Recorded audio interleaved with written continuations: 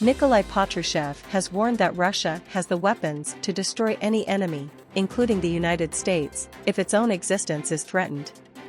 The comments from the influential secretary of Russia's Security Council are the latest from a senior Russian official to raise the spectre of a nuclear showdown between Moscow and Washington, something the Kremlin says it wants to avoid. American politicians, trapped by their own propaganda, remain confident that, in the event of a direct conflict with Russia, the United States is capable of launching a preventive missile strike, after which Russia will no longer be able to respond.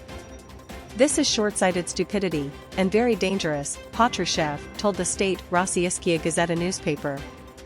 Russia is patient and does not intimidate anyone with its military advantage. But it has modern unique weapons capable of destroying any adversary, including the United States, in the event of a threat to its existence, he added. Belarus claims Poland is holding up trucks on the border. Minsk has accused Warsaw of deliberately slowing the movement of trucks and cars into the European Union at its border, alleging that Warsaw is failing to implement bilateral agreements. Since Friday, a queue in front of the only accessible border crossing point on the Belarusian-Polish border, Kukuriki, has doubled in size and now totals 1,000 cars, the country's border committee said. Poland has not yet responded to the allegations.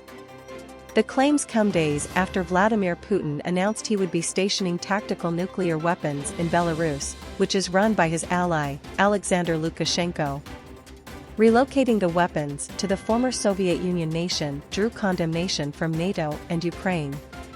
The Donetsk oblast city was reportedly struck this morning with the hit killing at least 2 people and wounding 29, according to Governor Pavel Kirilenko. 2 Russian S-300 missiles hit the city center, damaging administrative and office buildings, 5 high-rises, and 7 houses, the governor said. A rescue operation in Sloviansk is currently underway.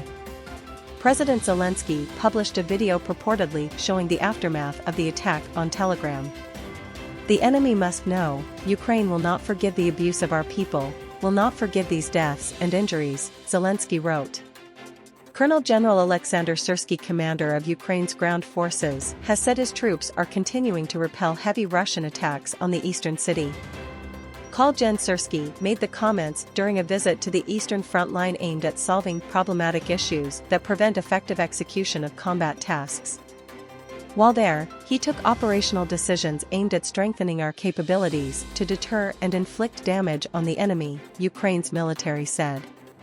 It gave no more details, and did not say when the visit took place, but Colonel Syrsky's comments signal Ukraine's intention to keep fighting in Bakhmut despite the heavy death toll. The most intense phase of the battle for Bakhmut continues. The situation is constantly difficult.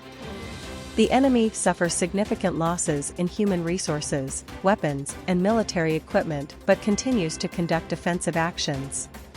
Praising his men's resilience in extremely difficult conditions, he added, "The defense of Bakhmut is due to military necessity. We are calculating all possible options for the development of events, and will react adequately to the current situation." Over the last week, the language being used around Bakhmut has changed somewhat. Talk of a Ukrainian retreat has given way, with analysts now discussing a change in momentum against Russia. The Kremlin-installed head of Crimea has created his own Wagner Group-inspired mercenary unit. Sergei Aksionov has recruited a former commander who worked for Wagner in Africa to lead his group, named Convoy. The mercenary unit is said to compose of 300 fighters, and has already reportedly deployed to occupied parts of Kherson region in southern Ukraine. This is Aksionov's private military company, but the entire group is made up of former Wagner employees, one of the mercenaries told the Russia 24 TV station. In the TV news report, convoy mercenaries were training in a forest, digging trenches, and learning how to set landmines. Russian opposition media has identified the head of convoy as Konstantin Pikolov, who worked as a Wagner commander in Madagascar and the Central African Republic.